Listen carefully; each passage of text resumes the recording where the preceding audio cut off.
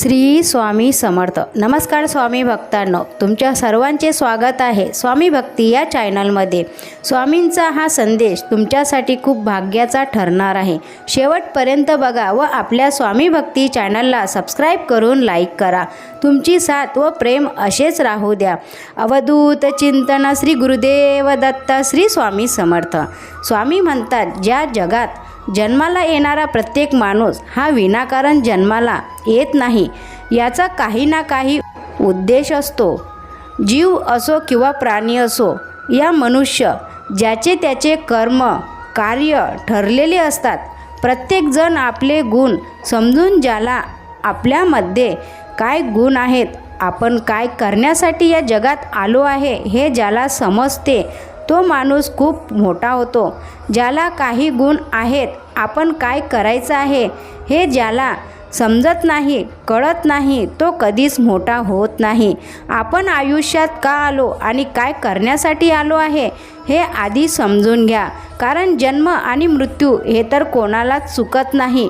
मनुष्य असो किंवा पशु पक्षी झाडे वेली, या मृत्यू लोकात जन्माला येणारा प्रत्येक जीव सोडून जातो. मग आपण काहीतरी असे जीवन जगा, चांगले कार्य करा, काम करा की जन्माला येण्याचा अभिमान वाटेल.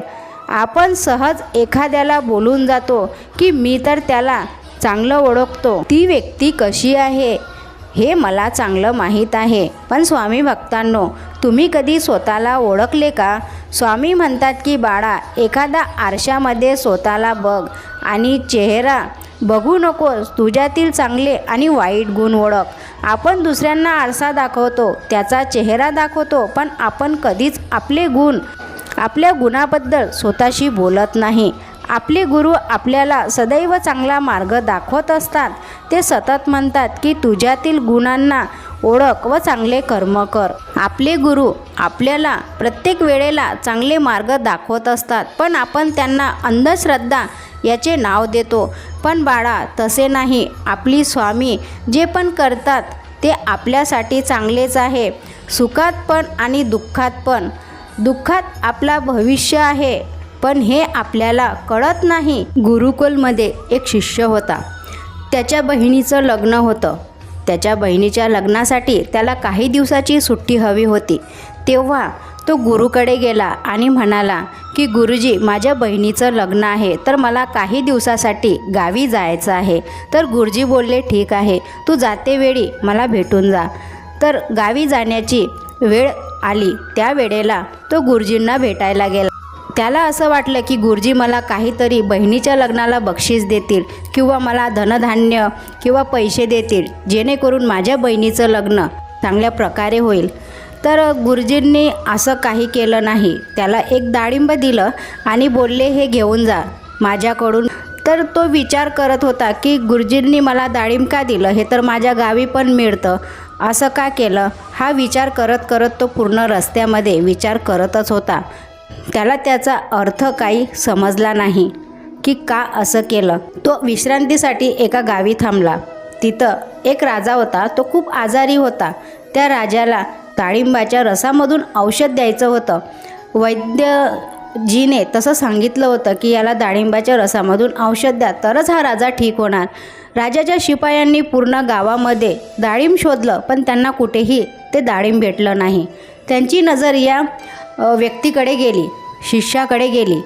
तर त्याला सगळी परिस्थिती सांगितली. तेव्हा त्यांनी ती डाळिंब काढून दिलं. त्यांनी विचार केला, हे तर माझ्या काय कामाचं आहे, मी जर यांना दिलं तर कोणाचे तरी प्राण वाचतील.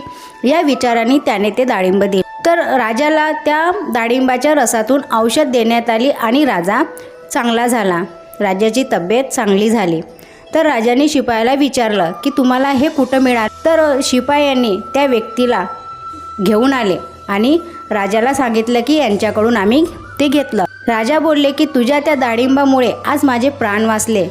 तर तो बोलला, शिष्य, की हे माझ्या गुरूंनी मला दिलं होतं आणि मी माझ्या गावी चाललो, माझ्या बहिणीचं लग्न आहे, त्याच्यासाठी मी गावी चाललो. तर राजाने त्याला खूप धान्य त्याच्या बहिणीच्या लग्नाला दिलं. तुझ्या बहिणीचं लग्न थाटामाटात होणार असे शिपायाला त्यांनी आज्ञा दिली की यांच्या बहिणीचं लग्न थाटामाटात करा. ह्याच्या बहिणीच्या लग्नामध्ये कसल्याही गोष्टीची कमी पडू देऊ नका. तो खूप खुश झाला आणि जेव्हा त्याच्या बहिणीचं लग्न करून तो गुरुकुलमध्ये आला तेव्हा त्याने गुरुचे पाय पकडले. जेव्हा व्यक्ती गुरुचे पाय पकडतो, गुरुच्या मार्गावर चालतो, त्यावेळेला आपल्या सर्व गोष्टी चांगल्या होतात. कारण आपल्या गुरूंना माहीत असतं की आपल्याला काय हवं आहे, काय नको आहे, कधी कुठली गोष्ट पाहिजे. आपल्याला हे कळत नाही, पण गुरूंना सर्व काही कळते. तसेच आपले स्वामी आहेत. विश्वास ठेवा, श्रद्धा ठेवा आणि सेवा करा. तुमच्या सर्व स्वप्न, इच्छा पूर्ण होतील. मनापासून त्यांना शरण जा. स्वामींचे नामस्मरण करा. तुमच्या 100% सर्व समस्या तुमच्या दूर होतील. विश्वास ठेवून सेवा करा. ही माहिती तुम्हाला कशी वाटली नक्कीच कमेंट करून सांगा व आपल्या चॅनलला सबस्क्राईब करून लाईक करा आणि शेअर करा. स्वामी तुमच्या सर्व इच्छा पूर्ण करो हीच प्रार्थना. श्री स्वामी समर्थ.